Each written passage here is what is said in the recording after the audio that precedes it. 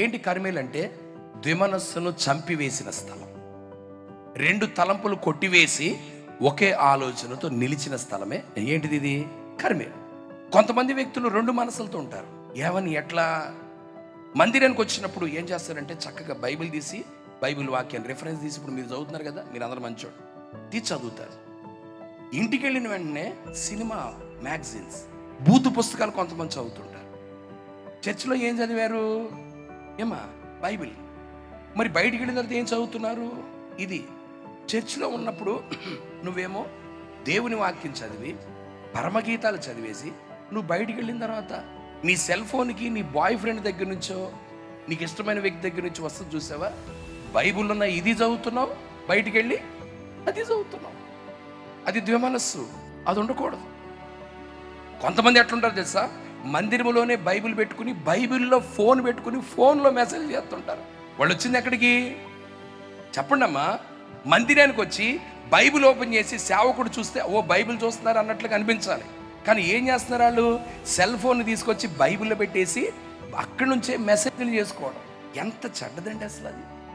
ఇప్పుడు చెప్తున్న ఈ మాట సూటిగా నీకు తగులుతుంది కదా చెల్లి, తమ్ముడా. నా గురించే దేవుడు మాట్లాడదని అనిపించలేదు నీకు?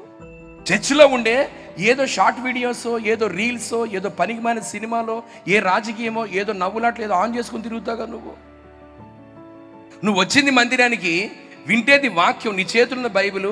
అదంతా ఎందుకు నీకు? పవిత్రంగా ఉన్నామా? నీ బయట లోపల కూడా పవిత్రతే ఉండాలి.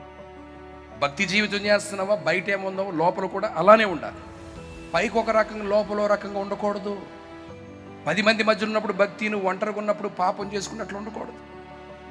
మందిరానికి వచ్చినప్పుడు భక్తిపరుడుగా, నీ ఇంట్లోకి వెళ్ళినప్పుడు ఏదో రకంగా, స్వార్థ సభల్లోనూ సేవకులు ఎదుటాను బైబిల్ వస్త్రధారణ ఏంటి, బైబిల్ చెప్పినట్టు మాట ఏంటి, ఎలా ఉండన్నారండి అది నేర్చుకుని ఏదో పైకి దాని ప్రకారంగా ఉండి బయటికి వెళ్ళిన తర్వాత అక్కడ ఒరిజినల్గా ఇంకో కోణంలో మనం ఉండకూడదు.